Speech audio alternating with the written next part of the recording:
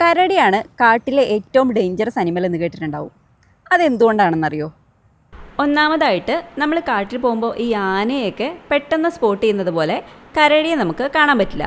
കരടി ഏതെങ്കിലും പാറയുടെ പിന്നിലോ കുറ്റിക്കാട്ടിലോ ഒക്കെ നിൽക്കുകയാണെന്നുണ്ടെങ്കിൽ നമുക്കതിനെ പെട്ടെന്നൊന്നും കാണാൻ പറ്റില്ല. തൊട്ടടുത്തെത്തുമ്പോഴായിരിക്കും നമ്മൾ കരടിയെ കാണുന്നതും കരടി നമ്മളെ കാണുന്നതും. പിന്നെ കരടിയുടെ പ്രധാന ആഹാരം ചിതലുകളും ഉറുമ്പുകളുമാണല്ലോ. അതുകൊണ്ട് തന്നെ എപ്പോഴും കുനിഞ്ഞു നടന്ന് ഇര തേടുന്നൊരു ജീവിയാണ് കരടി. അങ്ങനെ എപ്പോഴും കുനിഞ്ഞു നടക്കുന്നത് കൊണ്ട് തന്നെ നമ്മൾ തൊട്ടടുത്തെത്തുമ്പോഴായിരിക്കും കരടി നമ്മളെ കാണുന്നത്. മാത്രമല്ല കരടിയുടെ മുഖത്തൊക്കെ ഒരുപാട് രോമങ്ങളുള്ളത് മൂലം അത് കണ്ണിലേക്കൊക്കെ വീണിട്ട് അവരുടെ കാഴ്ചയും അത്ര സ്ട്രോങ് ആയിരിക്കില്ല. അങ്ങനെ ഉണ്ടാവുന്ന പെട്ടെന്നുള്ള കണ്ടുമുട്ടലിൽ കരടിയും പാനിക്കാവും, നമ്മളും പാനിക്കാവും. പിന്നെ 2 കാലിൽ നടക്കുന്നവരാണ് നമ്മൾ മനുഷ്യന്മാർ. കരടിയുടെ അറ്റാക്കിംഗ് പൊസിഷനാണ് ഈ 2 കാലിലുള്ള നിപ്പ്. അപ്പോൾ കരടി വിചാരിക്കും നമ്മൾ അതിനെ അറ്റാക്ക് ചെയ്യാൻ വന്നതാണെന്ന്. അങ്ങനെ കരടി അതിശക്തമായിട്ട് നമ്മളെ അറ്റാക്ക് ചെയ്യും. കരടിയുടെ അറ്റാക്കിൽ നിന്നും രക്ഷപ്പെടുക എന്ന് പറഞ്ഞത് തന്നെ ദുഷ്കരമാണ്.